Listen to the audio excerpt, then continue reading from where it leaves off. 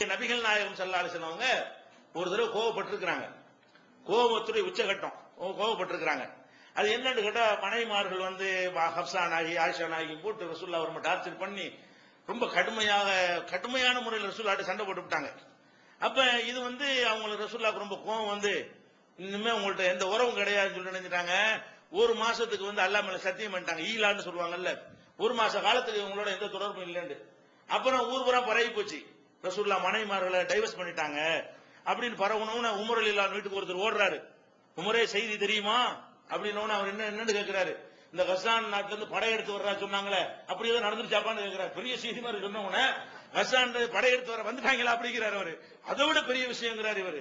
அதை விட பெரிய விஷயம் என்ன, ரசூலுல்லாஹ் வந்து மனைவிமாரெல்லாம் டைவர்ஸ் பண்ணிட்டாங்க.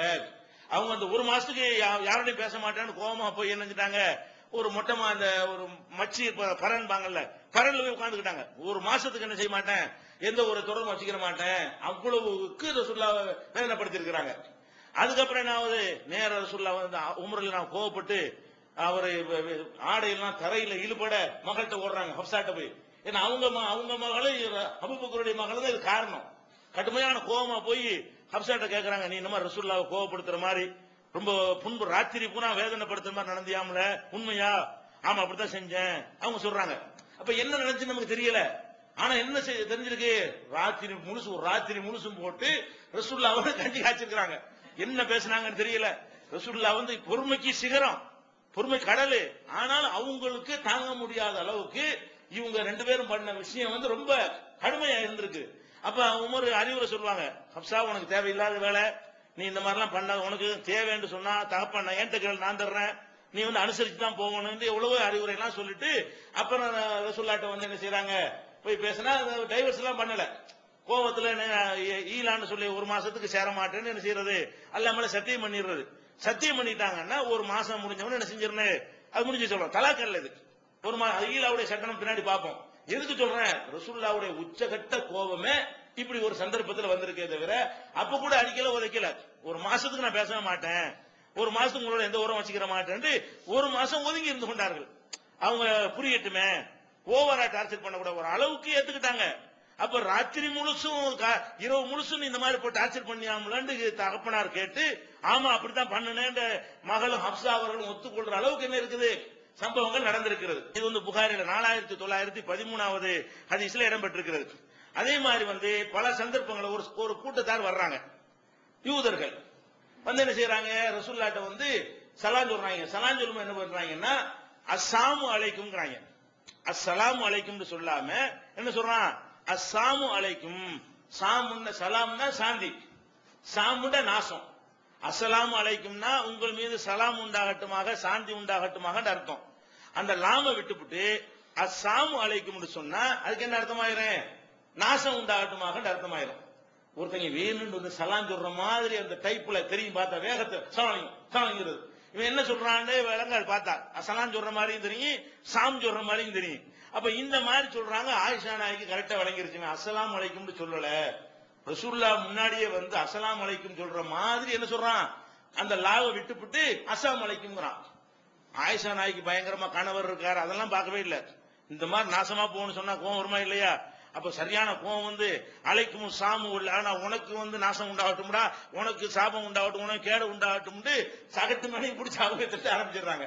இப்ப கணவருக்கு முன்னாடி வைத்துக் கொண்டு ஒருவருக்கு பதிலடி கொடுக்குறாங்க. இதெல்லாம் நம்ம தப்புமா, நான் இருக்கும் நீ ஏன் பேசுன, நம்மளுக்கு என்ன செய்வான், ஒரு குடும்ப விஷயத்தை பேசிட்டு இருக்கும் போது மனைவி கருத்து சொன்னான்னு வைங்க, இவனுக்கு பயங்கரமா வரும். நீ எப்படி நான் சொல்லிட்டு நீ என்ன கருத்து சொல்றது, நீ பேசாம வாங்கி முடிக்கிட்டு, ஆம்பளை பேசும்போது பொம்பளைக்கு என்ன வேலை, இதெல்லாம் இருக்கா குடும்பத்துல? ஏன் ஆம்பளை பேசும்போது பொம்பளை பேசுனா என்ன தப்பு? பேசுற விஷயம் சரியானு பார்க்கணுமே தவிர பேசவே கூடாதுன்னு சொல்ல முடியுமா? அப்ப ரசூல் ஸல்லல்லாஹு என்ன சொல்றாங்க, ஆயிஷாவே நீ வந்து பேசின பதிலடி கரெக்ட் தான், ஆனாலும் நம்ம மென்மையா தான் பேசணும், கொஞ்சம் நுணுக்க ஹிக்மத்தா பேசணும்.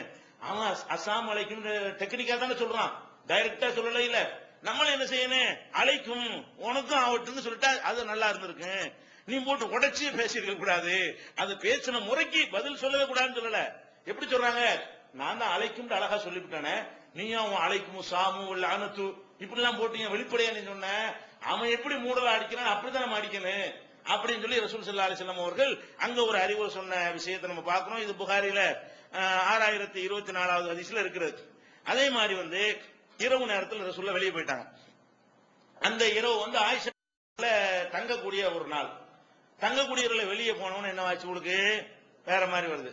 வேற மனைவிட்டு போயிருப்பாங்களோ, இப்ப இங்க இருந்துட்டு திடீர்னு ராத்திரில காண போனவன வேற மனைவி வீட்டு ரசூலுல்லாஹ் போயிட்டாங்களோன்னு என்ன செய்யுது அப்படிங்கிற மாதிரி ஒரு ஃபீலிங் உங்களுக்கு வருது.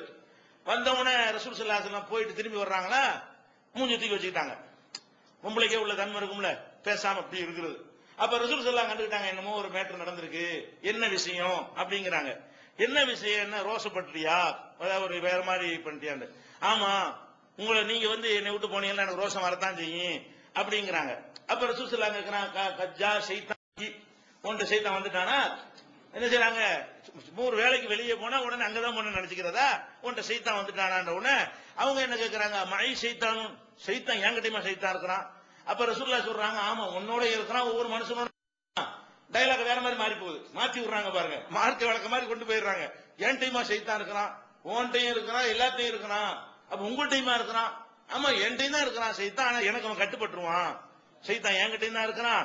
உலாக்கின்ன ரப்பி ஆனனி அலைஹி ஹத்தா அஸ்லம, அவன் எனக்கு கட்டுப்படுற அளவுக்கு அவன் விஷயத்தில் எனக்கு உதவி செய்து விட்டான்.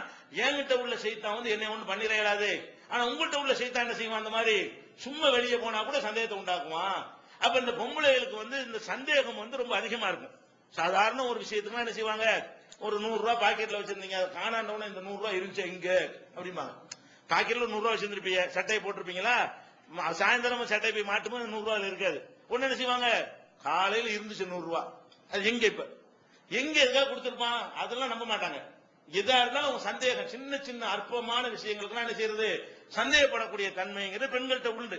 அது அவங்கள்ட்ட இருந்திருக்கா இல்லையா, எல்லா பெண்கள்ட்டையும் உள்ள மாதிரி ஆயிஷா நாயிட்ட வீட்டுல இருக்கிறாங்க, இது வெளியே போயிருக்கிறாங்க, இரவுல போயிட்டு உடனே வந்துட்டாங்க.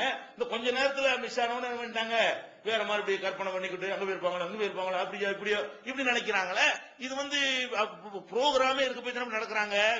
அவங்க தன்மையை அப்படி இருக்க போய் தானே இவ்வளவு சிறந்த ரலியல்லாஹு அன்ஹும்னு சொல்லக்கூடிய, நமக்கெல்லாம் தாய் என்று சொல்லக்கூடிய சொர்க்கவாசிகள் என்று சொல்லி நற்செய்தி சொல்லப்பட்டவர்கள் இப்படி நடக்கிறாங்கன்னு சொன்னா, அப்ப மற்ற பெண்கள் எப்படி நடப்பாங்க, மற்ற பெண்கள் நடக்கிறது நம்ம எப்படி அதை எடுத்துக்கொள்வது.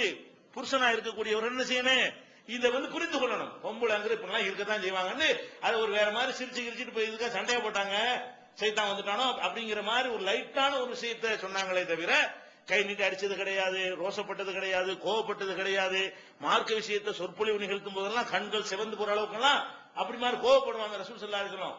மனைவிமார்கள் அப்படிலாம் நடந்ததா இல்ல. அதிகபட்சமா இந்த ஈலா பண்ணாங்கல்ல ஒரு மாசம், அதான் அவங்க வந்து குடும்பத்துல காட்டின ஒரு கோபமா இருந்துச்சே தவிர வேற மற்ற இடத்துல எல்லாம் சாதாரணமா தான் எடுத்துக்கொண்டிருக்கிறார்கள். அப்ப நிர்வாகம் பண்ணுவது என்பதை விளங்கிக் கொள்ளணும், அடக்குமுறை செய்வது இல்ல. மனைவிமார்களை அடக்குமுறை செய்யற அதிகாரத்தை நமக்கு தந்த ஆண்கள் பெண்களை நிர்வகிக்கக்கூடியவர்கள் கேட்டா தூக்கி மிதிக்கணும் அப்படிங்கிற அர்த்தம் விளங்கி அரவணைக்கணும், அவங்களுடைய பலவீனத்தை புரிந்து கொள்ளணும். ஒரு குழந்தைய தாய் எப்படி டீல் பண்ணுவாளோ, சின்ன சின்ன விஷயங்கள்லாம் சிரிச்சு செல்லமா எடுத்துட்டு போய் திட்டினா கூட என்ன செய்யறா தாய், அது சின்ன பிள்ளை அப்படித்தான் இருக்குன்னு நினைக்கிறோமா இல்லையா. அட சின்ன பிள்ளை மூத்திரம் மேஞ்சிருவா மேல, அதுக்கு கோபம் நமக்கு வருமா, இந்த குழந்தை அப்படித்தான் இருக்கு, அப்படி இல்லாட்டி ஆச்சரியப்படணும். அப்ப அது என்ன செய்யறோம், சிரிப்பா ஒரு சாதாரணமா அந்த தன்மை எடுத்துக்கொள்றோமா இல்லையா, அந்த மாதிரி எடுத்துக்கொள்ள வேண்டும்.